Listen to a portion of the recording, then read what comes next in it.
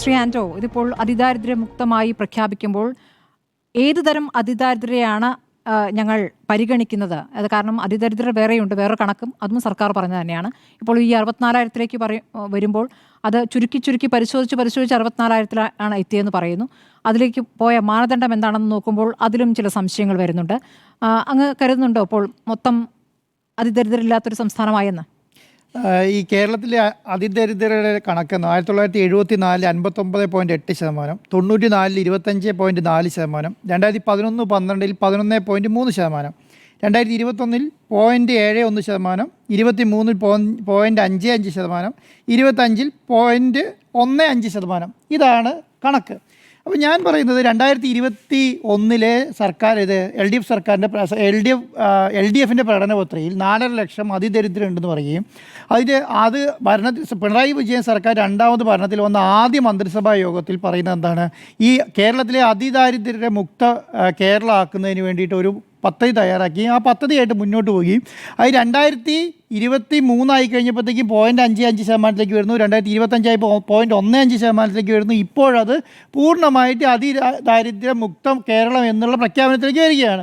എന്താണ് ഈ ദരിദ്രരും അതിദരിദ്രരും നമ്മളെ വ്യത്യാസം എന്ന് പറയുന്നതാണ്. ഈ ഒരു മലയാളിയായ വ്യക്തി കേരളത്തിലെ റോഡുകളിൽ നിങ്ങൾക്ക് കിടക്കുന്നുണ്ടെങ്കിൽ അവർക്ക് രേഖയുണ്ടാകാൻ പാടില്ല, അവർക്ക് തലചായ്ക്കാൻ ഇല്ലാത്ത ആൾക്കാരായിരിക്കാം, അതേ ചികിത്സിക്കാൻ മരുന്ന് കിട്ടാത്ത ആൾക്കാരായിരിക്കാം, അവരെ പരിരക്ഷിക്കാൻ ആൾക്കാരില്ലാത്തതായിരിക്കാം, ഭക്ഷണം ഇല്ലാത്ത ആൾക്കാരായിരിക്കാം. ഇവരെല്ലാം നമ്മൾ അതിദരിദ്രരായിട്ട് കണക്കാക്കുക. അപ്പോൾ ഈ അതിദരിദ്രരും എന്തുകൊണ്ടാണ് എം പി രാജേഷ് മിനിസ്റ്റർ എന്തുകൊണ്ടാണ് ഈ അതിദരിദ്രരായ ആൾക്കാരെന്ന് പറഞ്ഞാൽ ഒരു രേഖയെങ്കിലും വേണം എന്ന് പറയുന്നത്? ഇപ്പം ഞാൻ പറയാം, ഒരു രേഖയില്ലാത്ത ഒരു അഗതി ഉണ്ടെന്ന് നോക്കുക, അവർക്ക് അഗതി പെൻഷൻ കിട്ടില്ല. കാരണം ഈ അഗതി പെൻഷൻ കൊടുക്കുന്നതിന് അഗതികൾക്കായ ആൾക്കാർക്ക് കിട്ടുന്ന പെൻഷനാണ് അഗതി പെൻഷൻ. വാർദ്ധക്യ പെൻഷൻ എന്തിനാണ്? വാർദ്ധക്യം ആധിക്യം കൊണ്ട് നിൽക്കുന്ന ആൾക്കാർക്ക് അവരുടെ സംരക്ഷണത്തിന് വേണ്ടി വാർദ്ധക്യ പെൻഷൻ. ഇങ്ങനെയുള്ള ഓരോ പെൻഷനുകൾ കൊടുക്കുന്നത് എന്തിനു വേണ്ടിയിട്ടാണ്? അവർക്ക് വേണ്ടിയിട്ടാണ്. അതുപോലെ കുട്ടികൾക്ക് പഠിക്കാൻ സംവിധാനം ഇല്ലാത്തവർക്ക് വീട്, ഈ പറയുന്ന സമയത്ത് ഇപ്പോൾ തല ചായ്ക്കാനൊരു സ്ഥലമില്ല, അതിപ്പോൾ ചിലപ്പോൾ പുറമ്പോക്കിലായിരിക്കാം, ചിലപ്പം ആദിവാസി കോളനിയിലായിരിക്കാം, എവിടെയായിരിക്കാം. പക്ഷേ അവർ അതിദരിദ്രരാണോ എന്ന് ചോദിച്ചാൽ അവർക്ക് കേരളത്തിലെ സംവിധാനങ്ങളെ മുഴുവൻ അപ്രോച്ച് ചെയ്യാനുള്ള ഓപ്ഷൻസ് ഉണ്ട്. കാരണം ഇപ്പം എൻ്റെ കയ്യിൽ ID കാർഡില്ല, ഞാൻ ഈ കേരളത്തിൽ ഞാൻ ജീവനോടെ ഉണ്ട്, പക്ഷേ ജനങ്ങൾക്കറിയില്ല ഇങ്ങനെ ഒരാളുണ്ടോ, അദ്ദേഹത്തിന് പേരില്ല, അദ്ദേഹത്തിന് ഊരില്ല, അദ്ദേഹത്തിന് ID കാർഡില്ല, അദ്ദേഹം സർക്കാർ സംവിധാനത്തിൻ്റെ ഒരു ഭാഗമല്ലാത്ത ഒരാൾക്ക് അയാളെ അതിദരിദ്രരായിട്ട് കണക്കാക്കാം. അങ്ങനെയുള്ള അതിദരിദ്രരെ കണക്കാക്കുമ്പോഴാണ് അദ്ദേഹത്തിന് ഞാൻ പറയാം, ഞാനൊരു അഗതിയാണ്, എനിക്ക് അഗതി പെൻഷന് വേണ്ടി അപ്ലൈ ചെയ്യണം, എൻ്റെ കയ്യിൽ അഗതി പെൻഷൻ സംവിധാനം ഇല്ല. അങ്ങനെ അപ്ലൈ ചെയ്യണമെങ്കിൽ എൻ്റെ അടുത്തൊരു ID കാർഡ് വേണ്ടേ? അങ്ങനെ കേരളത്തിലെ എല്ലാ സംവിധാനങ്ങൾക്കും എന്തുണ്ട്? എല്ലാ സംവിധാനങ്ങൾക്കും ഓരോ സഹായ സംവിധാനങ്ങളുണ്ട്. ഇപ്പം അഗതികൾക്ക് വേണ്ടിയിട്ടാണോ, രോഗികൾക്ക് വേണ്ടിയിട്ടാണ്, അപ്പം ഈ ഭക്ഷണം കിട്ടാത്തവർക്ക് വേണ്ടിയിട്ട്, കാരുണ്യ പ്രശ്നങ്ങൾ കിട്ടുന്നവർക്ക് വേണ്ടി, രോഗികളായ ആൾക്കാർക്ക് വേണ്ടി, കിടപ്പ് രോഗികൾക്ക് വേണ്ടിയിട്ട്, അതുപോലെ തന്നെ ആശാവർക്കന്മാർ, എല്ലാ കാര്യങ്ങൾക്കും സെപ്പറേറ്റ് സംവിധാനങ്ങളുണ്ട്. ഈ സംവിധാനങ്ങളെ ഒന്നും ഉപയോഗിക്കാൻ കഴിയുന്നില്ലെങ്കിൽ, എനിക്ക് ഉപയോഗിക്കാൻ കഴിയാതെ വരുന്നത് എന്തുകൊണ്ടാണ്? ഞാൻ ഈ കേരളീയനാണോ, എനിക്ക് കേരളത്തിൽ ID കാർഡില്ലേ, എനിക്കതിൻ്റെ രേഖകൾ കാണിക്കാൻ കഴിയുന്നില്ലേ എന്നുള്ള സംവിധാനത്തിലാണ് ഈ പറയുന്ന അതിദരിദ്രർ എന്ന് പറയുന്നത്. മറ്റുള്ള അതിദരിദ്രർ ഒരു ID കാർഡ് കിട്ടിയാൽ, അത് കേരളത്തിലെ ഒരു റേഷൻ കാർഡ് കിട്ടിയാൽ, ഒരു ID കാർഡ് കിട്ടിയാൽ ഈ പറയുന്ന സംവിധാനങ്ങളെല്ലാം ഉപയോഗിക്കാൻ പറ്റും. ഇത് ഉപയോഗിക്കുന്നുണ്ടോ ഉപയോഗിക്കുന്നില്ല എന്നുള്ളത് വേറെ കാര്യമാണ്. ഉപയോഗിക്കുന്നില്ല സംവിധാനം കേരളത്തിലുണ്ട്, അത് ഉപയോഗിക്കാൻ ജനങ്ങൾക്ക് പറ്റുന്നില്ല. അതുകൊണ്ടാണ് എന്ത് സംഭവിച്ചത്? കേരളത്തിലെ എല്ലാ വാർഡുകളിൽ ഇറങ്ങി ചെന്നിട്ട് വാർഡ് മെമ്പറിൻ്റെ നേതൃത്വത്തിൽ, അവിടുത്തെ ADSൻ്റെ നേതൃത്വത്തിൽ, അവിടെ ആശാവർക്കന്മാരുടെ നേതൃത്വത്തിൽ, ഇവരുടെ നേതൃത്വത്തിൽ ആ വാർഡിലുള്ള അതിദരിദ്രരായ ആൾക്കാർ ഒരു വാർഡിൽ, ഇപ്പം ഞാൻ പറയാം, എൻ്റെ പഞ്ചായത്തിലെ 11ാം വാർഡിൽ ഒരു 10 പേരുണ്ടെന്ന് നോക്കുക. ആ 10 പേർക്ക് ID കാർഡ് ഇല്ലെങ്കിൽ ആ പഞ്ചായത്ത് മെമ്പർക്ക് അറിയാം അവിടുത്തെ ID കാർഡ് ഇല്ലാത്ത ആളാണ്, അദ്ദേഹത്തിന് മരുന്ന് കിട്ടുന്നില്ല. അങ്ങനെയുള്ള അവിടുത്തെ ആശാവർക്കന്മാർക്കറിയാം, അവിടുത്തെ ADSനും തൊഴിലുറപ്പ് പണിയെടുക്കുന്നവർക്കും അറിയാം. കാരണം എൻ്റെ വീടിന് തൊട്ടടുത്തുള്ള ആൾക്ക് ഈ സംവിധാനമില്ല. അതുകൊണ്ട് മൈന്യൂട്ടായ രീതിയിൽ ഇറങ്ങിച്ചെന്ന് ഓരോ ഏരിയയിലും, ഓരോ വാർഡ് തലത്തിൽ പോയി, വാർഡിൽ എത്ര വീടുണ്ടാവുക? 800 900 1000-ൽ താഴെ വോട്ടർമാരുള്ള സ്ഥലമാണ് ഒരു വാർഡ് എന്ന് പറയുന്നത്. ഈ 1000-ൽ താഴെ വോട്ടർമാരുള്ള മൈന്യൂട്ട് ലെവലിൽ ഇറങ്ങിച്ചെന്ന് വീടുകൾ, അപ്പോൾ മൈന്യൂട്ട് ലെവലിൽ ഇറങ്ങിച്ചെന്ന് ആ മൈന്യൂട്ടിൽ നിന്നും പോലും കണ്ടെത്താൻ പറ്റാത്ത രീതിയിൽ എടുത്തു കൊണ്ടുവന്ന് ആ പിന്നെ പട്ടിക പഞ്ചായത്ത് ഭരണസമിതിയുടെ മുന്നിൽ വെച്ച് അവർ പാസ്സാക്കി ജില്ലയിൽ കൊണ്ടുവന്ന് ജില്ല പാസ്സാക്കി സംസ്ഥാനത്തുനിന്ന് ഒരു കണക്കിൻ്റെ പേരിൽ ആണ് ഈ പറഞ്ഞുകൊണ്ടിരിക്കുന്നത്. അപ്പോൾ അതിദരിദ്രർ എന്താണ്, ദരിദ്രർ എന്താണെന്ന് മനസ്സിലാക്കാതെയാണ് ചെയ്തുകൊണ്ടിരിക്കുന്നത്. അപ്പോൾ അതിദരിദ്രരെ സംബന്ധിച്ചിടത്തോളം അവർക്ക് അതാണ് രാജേഷ് മിനിസ്റ്റർ പറയുന്നതിൻ്റെ അർത്ഥം മനസ്സിലാക്കാതെ പറഞ്ഞുകൊണ്ടിരിക്കുന്നത്. ഒരു ID കാർഡെങ്കിലും വേണം. ID കാർഡ് ഉണ്ടെങ്കിൽ ഈ പറയുന്ന സംവിധാനങ്ങളൊക്കെ എല്ലാം അദ്ദേഹത്തിന് ഉപയോഗിക്കാൻ പറ്റും. അദ്ദേഹത്തിന് ക്ഷേമ പെൻഷൻ അപേക്ഷിക്കാം, അദ്ദേഹത്തിന് കാരുണ്യ പെൻഷൻ അപേക്ഷിക്കാം, അദ്ദേഹത്തിന് വാർദ്ധക്യ പെൻഷൻ അപേക്ഷിക്കാം, അദ്ദേഹത്തിന് കിടപ്പ് രോഗിയാണെങ്കിൽ ആ കിടപ്പ് രോഗിയിൽ ചികിത്സയ്ക്ക് വേണ്ടി അപേക്ഷിക്കാം. അപ്പോൾ അങ്ങനെയാണ് ഈ പറയുന്ന സിസ്റ്റത്തെ കണക്കാക്കുന്നത്. അതുകൊണ്ടാണ് അദ്ദേഹം പറയുന്നത് ഒരു ID കാർഡെങ്കിലും ഇല്ലാത്ത ആൾക്കാർ എന്ന് പറയുന്നത്. അപ്പോഴത്തേക്കും നേരെ തിരിച്ച് എന്താണ് ആ പറഞ്ഞ വാക്കിനെ നേരെ മാറ്റി പറയുകയാണ്. എന്താ പറയുന്നത്? അയ്യോ അതിൻ്റെ ക്രൈറ്റീരിയ ID കാർഡാണ്. അങ്ങനെയല്ല. ID കാർഡ് എന്ന് പറയുന്നതിന് അർത്ഥം അങ്ങനെയല്ല. അപ്പോൾ കേരളത്തെ സംബന്ധിച്ചിടത്തോളം എന്താണ് താഴേക്കിടയിൽ കിടക്കുന്ന ആൾക്കാരുണ്ട്. അപ്പോൾ ഞാൻ എങ്ങനെ പറയാം? അപ്പം ഇപ്പം അങ്ങനെ പ്രശ്നമുള്ള പ്രതിപക്ഷം എന്താണ് ചെയ്യേണ്ടത്? പ്രതിപക്ഷം ചെയ്യേണ്ടത് എന്താണ്? ഈ ഒരു ID കാർഡും ഇല്ലാത്ത ഒരു 500 ആൾക്കാരെ മുന്നിലേക്ക് കൊണ്ടുവരൂ. കേരളത്തിൽ ജനിച്ച കേരളത്തിലെ അച്ഛനും അമ്മയ്ക്കും ജനിച്ച ഒരാളെ ഒരു 500 പേരെ മുന്നോട്ട് കൊണ്ടുവന്നിട്ട് പറയേണ്ടത് എന്താ? ഇവർക്കൊന്നും ID കാർഡില്ല. ID കാർഡ് ഉണ്ടെങ്കിൽ അത് ആ പഞ്ചായത്തിൻ്റെ ആ പഞ്ചായത്തിൻ്റെ പ്രശ്നമാണ്. ഞാൻ പറയാം, ഇപ്പം ഞാൻ ഇന്ന പഞ്ചായത്തിൽ 11ാം വാർഡിൽ താമസിക്കുന്ന ഒരാളാണ്. എൻ്റെ പഞ്ചായത്തിൽ ഒരു ID കാർഡ് എനിക്കുണ്ട്. ആ പഞ്ചായത്തിൽ ID കാർഡ് ഉണ്ടെങ്കിൽ അദ്ദേഹത്തിന് വേണ്ട സംവിധാനം മുഴുവൻ ചെയ്തു കൊടുക്കുന്നത് ആ വാർഡ് മെമ്പറുടെ ഉത്തരവാദിത്തമാണ്. പറഞ്ഞിട്ട് അപ്പോൾ കേരളത്തെ സംബന്ധിച്ചിടത്തോളം ഒരു വാർഡ് മെമ്പറുടെ ജോലി എന്താ? അദ്ദേഹത്തിൻ്റെ വാർഡിലുള്ള അദ്ദേഹത്തിന് വോട്ട് ചെയ്ത ആൾക്കാരെ മുഴുവൻ പഞ്ചായത്തിൻ്റെ അടിസ്ഥാനത്തിൽ കൊണ്ടുവന്ന് പഞ്ചായത്തിൽ നിന്നും സർക്കാരും കിട്ടുന്ന ആനുകൂല്യം മുഴുവൻ അദ്ദേഹത്തിന് മേടിച്ചു കൊടുക്കാനുള്ള ഉത്തരവാദിത്ത പഞ്ചായത്ത് പ്രസിഡന്റ് ഉണ്ട്. ജിമ്മി സാർ നേരത്തെ ചോദിച്ചല്ലോ, ഈ അതിദരിദ്രർക്കുള്ള മുന്നോട്ടുള്ള കാര്യങ്ങൾ മുഴുവൻ ഈ മുന്നോട്ടുള്ള കാര്യങ്ങൾ നോക്കുന്നതിന് വേണ്ടിയിട്ടാണ് ഈ പറയുന്ന ജനാധിപത്യ സംവിധാനത്തിൽ എന്താണ് പിന്നെ സർക്കാർ, ജില്ലാ പഞ്ചായത്ത്, മുനിസിപ്പാലിറ്റി, കോർപ്പറേഷൻ സംവിധാനങ്ങൾ മുഴുവൻ പ്രവർത്തിക്കുന്നത്. അല്ലാതെ തിരുവനന്തപുരത്ത് നിന്ന് സെക്രട്ടറിയിൽ നിന്ന് ഓരോ പഞ്ചായത്ത് ഓരോ ജനങ്ങൾക്ക് കൊണ്ട് പൈസ കൊടുക്കുന്ന പരിപാടിയല്ല. തനത് ഫണ്ടാണ്.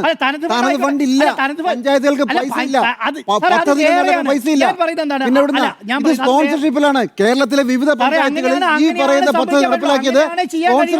അല്ല, അങ്ങനെ ചെയ്യാൻ കഴിയും ഒരു പഞ്ചായത്ത്. അത് സ്ഥിരമായി നടക്കുന്ന സംഭവമില്ല സാർ.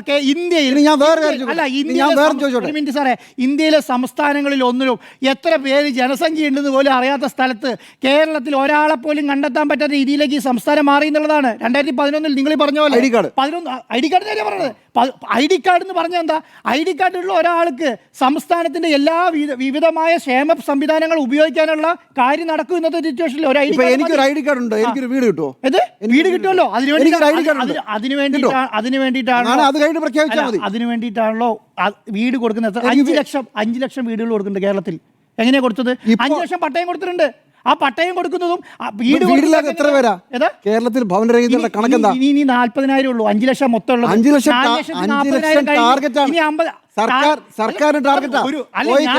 കേരളത്തിലെ ഓരോ ജില്ലകളിലും നമ്മൾ കഴിഞ്ഞ ദിവസവും നമ്മൾ ഇന്ന് റിപ്പോർട്ട് ചെയ്താണ്. ഒരു മിനിറ്റ്, കേരളത്തിൽ നിന്ന് കിട്ടുന്ന വരുമാനം വെച്ച് താങ്കളുടെ സമയമാണ് കൊടുത്തു. താങ്കളുടെ ചെറിയ കാര്യം അല്ല. അതിദരിദ്രരില്ല.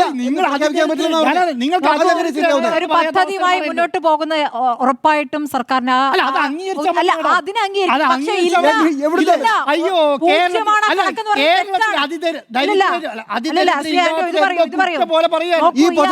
ഈ 64,000 കുടുംബങ്ങളിൽ 5% ആദിവാസികളേ ഉള്ളൂ. ഒന്ന് ആലോചിച്ച് നോക്കൂ.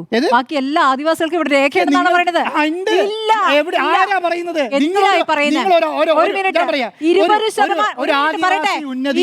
20% ദളിതരേ ഉള്ളൂ. 75% ഇതര വിഭാഗക്കാരാണ്. ഇതെങ്ങനെയാണ് ഈ കണക്ക് ശരിയാവുക? നിങ്ങൾ ഒരു ആദിവാസി ഉന്നതിയിൽ ചെന്നിട്ട് നിങ്ങളെ ഒരു 20 വീടാണ് ഉണ്ടെന്ന് വെക്കുക. 20 വീട്ടിൽ നിന്ന് ഒരാളെങ്കിലും നിങ്ങൾ ചൂണ്ടിക്കാണിക്കണ്ടേ? ഇദ്ദേഹത്തിന് എന്തില്ല? ID കാർഡില്ല, ഇദ്ദേഹത്തിന് ഭക്ഷണം കിട്ടുന്നില്ല, ഇദ്ദേഹത്തിന് മരുന്ന് കിട്ടുന്നില്ല. അങ്ങനെ സംവിധാനമൊന്നും ഇല്ലാന്ന എല്ലാ ഉന്നതികൾക്കും അതിൻ്റെതായ ആൾക്കാരെ ഏൽപ്പിച്ചിട്ടുണ്ട് കേരളത്തിൽ. നിങ്ങൾക്കത് അറിയില്ല. ഓരോ ഉണ്ടെങ്കിൽ വീട് കിട്ടുന്ന, ID കാർഡ് ഉണ്ടെങ്കിൽ സ്ഥലം കിട്ടുന്ന കേരളത്തിലെ ലൈഫ് പദ്ധതിയുടെ പ്രകാരം 2ാം ഘട്ടവും 3ാം ഘട്ടവും കിട്ടുന്നില്ല. മുഴുവൻ കിടക്കാണ്. വേറെയാണ് സാർ. അത് വേറെയല്ല.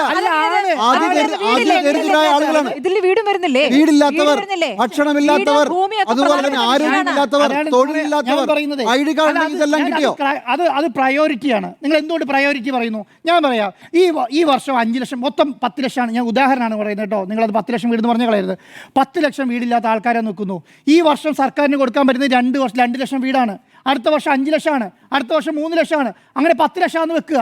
അങ്ങനെ 10 ലക്ഷം കിട്ടി കഴിഞ്ഞാൽ അത് എന്ന് പറയുന്നത് എന്താ, അദ്ദേഹത്തിന് അതിൻ്റെ പ്രയോറിറ്റി കിട്ടും. എനിക്ക് ഈ മാസമേ കിട്ടുള്ളൂ, എനിക്ക് അടുത്ത കാരണം കേരളത്തിലുള്ള മുഴുവൻ വീടുകൾ ഒരു സമയത്ത് കൊടുക്കാൻ കഴിയില്ലല്ലോ, കൊടുക്കാൻ കഴിയില്ല. നമുക്ക് 2 മാസം കഴിഞ്ഞാൽ 2 വർഷം കഴിഞ്ഞിട്ടുണ്ടെങ്കിൽ എൻ്റെ വീട് കിട്ടുള്ളൂ. പക്ഷേ അതിന് പ്രയോറിറ്റി ഉണ്ട്, ആ സമയത്തേക്ക് എത്തും. പക്ഷേ എന്താ പറയുന്നത്, ഇപ്പോഴത്തെ സിറ്റുവേഷനിൽ കേരളത്തിലെ രോഗികൾക്ക് മരുന്ന് കിട്ടാത്ത പ്രശ്നമില്ല. നിങ്ങൾ ഈ പറയുന്ന പ്രശ്നമില്ല.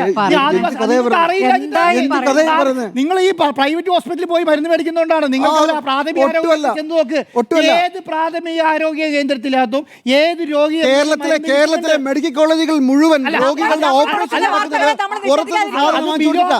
സാറേ, നിങ്ങൾ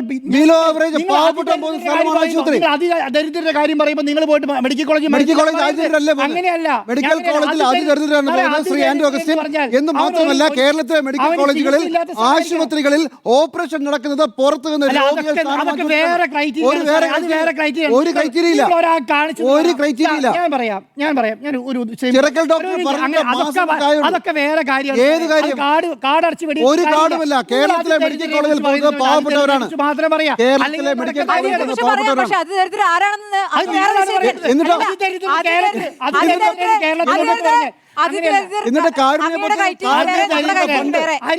അത് മുടങ്ങി എടുക്കുന്നില്ല.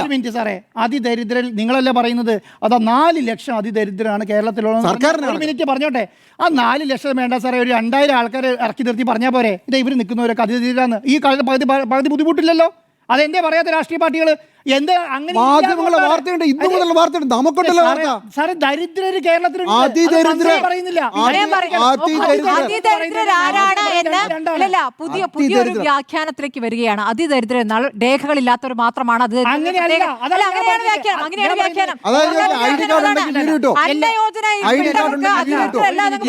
ഒരു മിനിറ്റ്,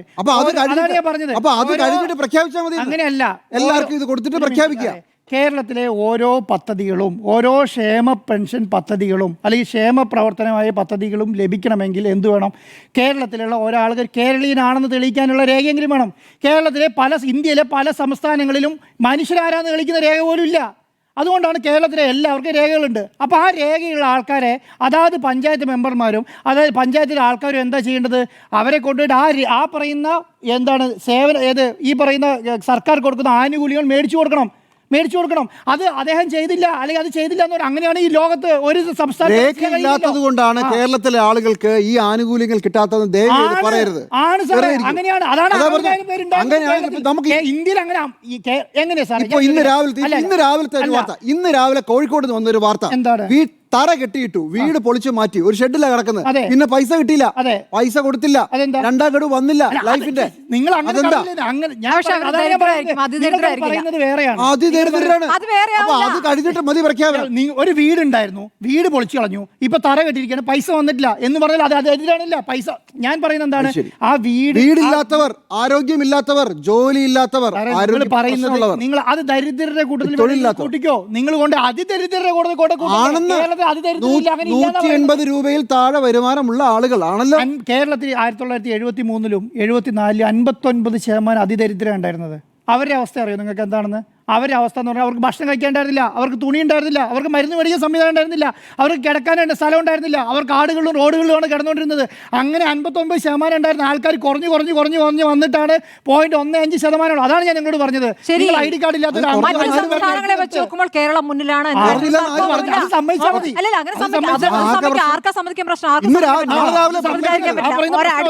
വയനാട്ടിൽ പണിയ അടിയ കാട്ടുനായ വെട്ടക്കുറുമെന്നൊക്കെ പറയട്ടെ. ഇവർ ഭൂരിപക്ഷത്തിനും ഭൂരഹിതരാണവർ. അവർക്ക് വീടില്ല, തൊഴിലില്ല, പലരും പുഴയോരങ്ങളിലും പുറമ്പോക്കുകളിലും കഴിയുകയാണ്. അപ്പോൾ അവർക്ക് രേഖ ഉണ്ട് അല്ലെ, രേഖ ഉണ്ടായിട്ട് പുറമ്പോക്കിൽ കഴിയണം, അതുകൊണ്ട് അവർ അതിദരിദ്രപ്പെടില്ല. ഇതാണോ പറയുന്നത്? നിങ്ങൾ ഒരു 10 കോളനി കാണിച്ചു വിട്ടു അങ്ങനെ, അല്ലെങ്കിൽ മേഡം ഒന്നുമില്ല, നിങ്ങൾക്ക് അറിയില്ലാഞ്ഞിട്ടാണ്. ഞാൻ പറഞ്ഞുതരാം, നിങ്ങൾ പറഞ്ഞ സർക്കാർ ഉന്നതികൾ പോയി നോക്കിക്കോളൂ, ആദിവാസി ഉന്നതികളിൽ പോയി നോക്കി. ഒന്നാമത് ഈ ഉന്നതി എന്ന് പറഞ്ഞുകൊണ്ട് അവർ ഉന്നതിയിൽ എത്തിയിട്ടില്ല. ഓരോ ഉന്നതികളിലും അവർക്ക് വേണ്ട സംവിധാനങ്ങൾ, സർക്കാരിന്റെ സംവിധാനങ്ങൾ വാങ്ങിക്കൊടുക്കാനും ആരോഗ്യപരമായ സാധനങ്ങൾ വാങ്ങിക്കൊടുക്കാനും ഭക്ഷണം കൊടുക്കാനും, ഒരു മിനിറ്റ്, ഭക്ഷണം കൊടുക്കാനും എല്ലാ സംവിധാനമുള്ള സ്റ്റാഫുകൾ ഓരോ ഉന്നതികൾക്കുണ്ട്. അത് മനസ്സിലായോ? നടക്കുന്നുണ്ട്. ഒറ്റ പ്രശ്നമുള്ളൂ, കേരള സർക്കാർ ചെയ്ത കാര്യങ്ങളോടുള്ള മുഖം തിരിക്കില്ല. പക്ഷേ നിങ്ങൾ പ്രഖ്യാപിക്കുമ്പോൾ അത് തീർന്നിട്ടില്ല, ആ പരിപാടി തീർന്നിട്ടില്ല. ലൈഫ് മിഷൻ ചോദിക്കുമ്പോൾ പറയും ലൈഫ് മിഷൻ വീട് വന്നിട്ടില്ല എന്ന് പറയും. അപ്പൊ അത് 5 ലക്ഷം ടാർഗറ്റ് വെച്ചു. ഒരു സർക്കാർ അധികാരത്തിൽ വരുന്ന സമയത്ത് 5 ലക്ഷം വീടുകൾക്ക് ടാർഗറ്റ് വെച്ചു. 4,40,000 ആയി.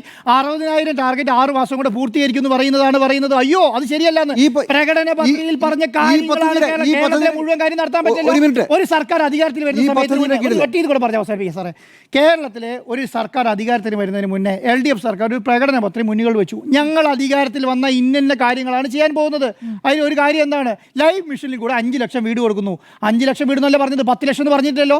5,04,40,000 പൂർത്തിയാക്കി, ബാക്കി 60,000 6 മാസം കൂടെ പൂർത്തിയാക്കും. 5 ലക്ഷം പൂർത്തീകരിച്ചിറങ്ങും. അതിദരിദ്രം ഇല്ലാത്ത സംസ്ഥാനമാക്കി മാറ്റും. ആ കാര്യങ്ങളാണ് ചെയ്തു വരുന്നത്. അപ്പോൾ അത് മനസ്സിലാക്കാതെ ഇതാ കേരളത്തിൽ 7 ലക്ഷം വീടുണ്ട്, അതിൻ്റെ അകത്ത് നിങ്ങൾ 7 ലക്ഷം പൂർത്തിയാക്കിയെന്ന് പറയുന്നില്ല. ഒരു പ്രകടന പത്രിക എന്ന് പറയുന്നതാണ് ഞങ്ങൾ അധികാരത്തിൽ വന്ന ഇന്ന കാര്യങ്ങളാണ് ചെയ്യാൻ പോകുന്നത്. അതിൻ്റെ ഭാഗമായിട്ടാണ് ക്ഷേമ പെൻഷൻ 2,500 ആക്കി എന്ന് പറഞ്ഞു. 2,500 ആക്കുമെന്ന് പറഞ്ഞു. 2,000 ആക്കി, ഇനി 500 കൂടി കൂടി അവരെ പ്രകടന പത്രിക.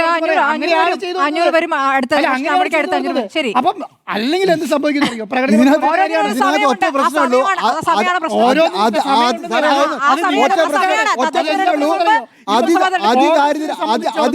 അതിദാരിദ്ര്യമുക്ത കേരളമാകണമെങ്കിൽ എല്ലാ ആളുകൾക്കും ആ അവസ്ഥയിലേക്ക് വരണം.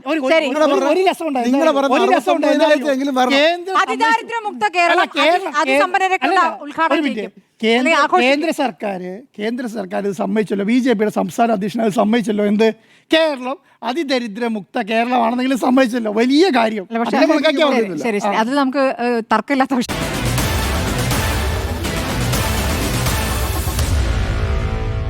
Meet the editors.